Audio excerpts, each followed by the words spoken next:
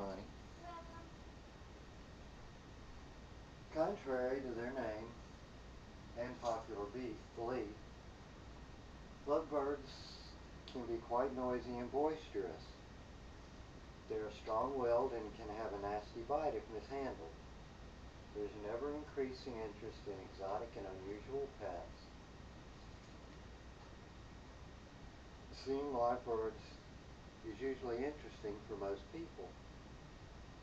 Lovebirds are a fascinating and loving pet, but all exotic animals need understanding and patience.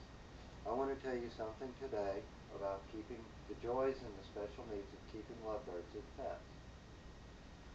I've raised lovebirds for about 10 years.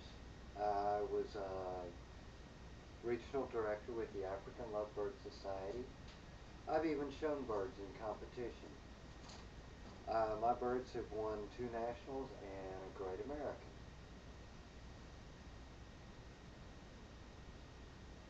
So today I'm going to tell you something about the history of lovebirds, a little bit about keeping lovebirds as pets, and finally something about showing lovebirds.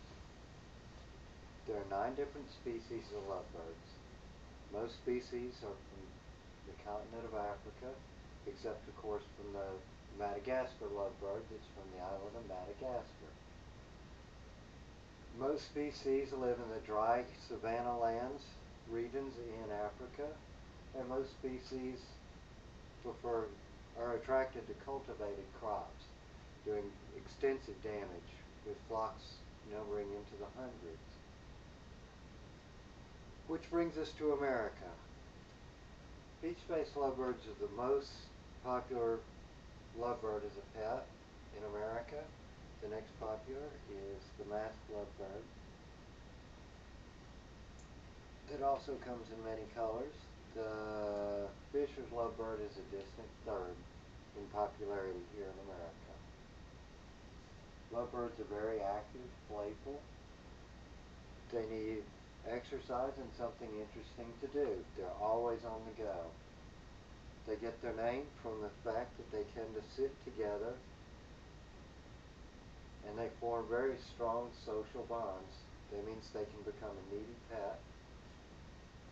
If you don't have the time to stay with one, you want to make sure and get 2 so they can keep each other company.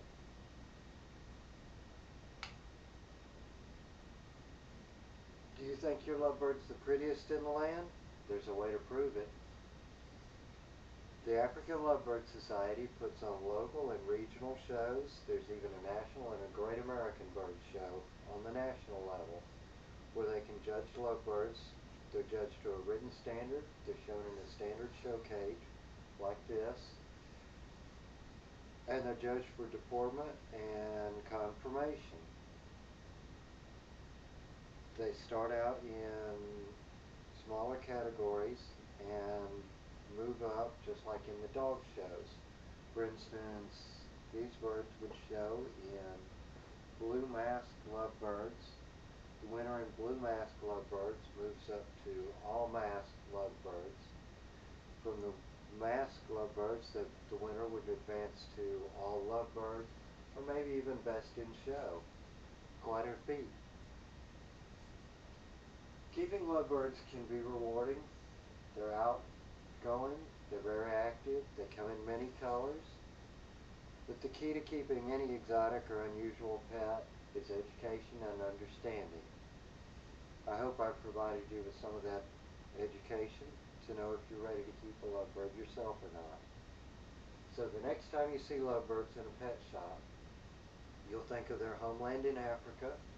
You can laugh at their antics and have the knowledge to know if you're ready to keep a lovebird yourself. Just think, one day one of your lovebirds might win a ribbon.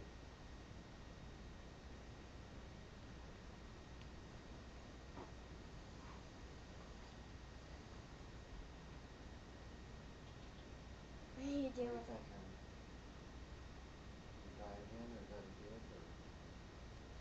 I think you can try it again if you want to. Just What do you think, Bonnie? I think he doesn't have to try again because he works very hard on it. think You that know, one went sometimes, long. sometimes your hard work